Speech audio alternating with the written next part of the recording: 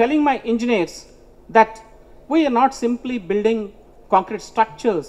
Concrete structures are being built all over the world. But look at our great, magnificent buildings, okay, which were built in Europe centuries ago, in India centuries ago.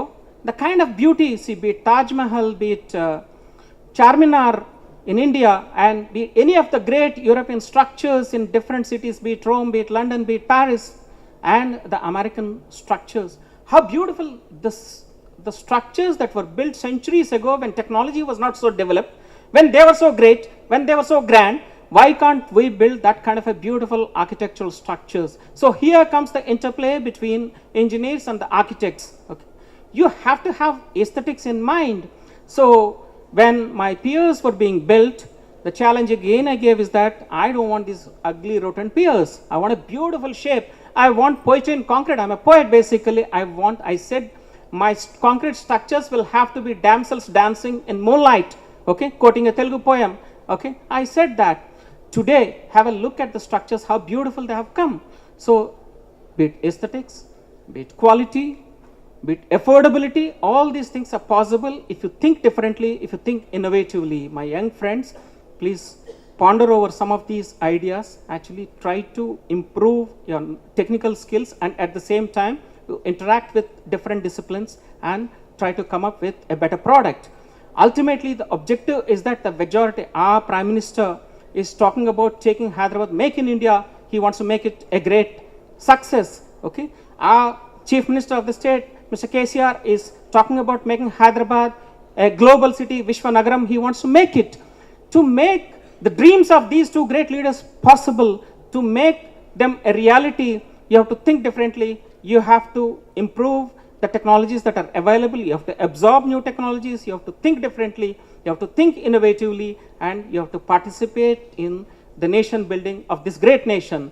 Okay, this is an opportunity for you.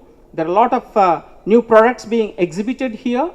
These products, please have a look at it, how to improve them further so that you can take to the common man with better quality at a lesser rate. The most important thing is we have to be cost competitive. The nation will have to be cost competitive. Then only Make in India will happen. Okay, that's important. And at the same time, it has to be aesthetic. The structures, whatever structures we're building, will have to be aesthetic. And the most important thing is that actually, see, one criticism against the concrete is about the environmental degradation. So, you know, our professors will tell you, our experts will tell you, a lot of improvement is taking place in concrete technology in terms of bringing down the energy consumption, in terms of bringing down the carbon footprint.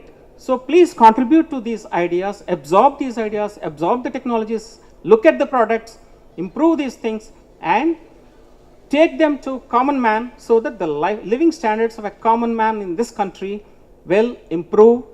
In that process, India contributes to the human welfare on a larger scale.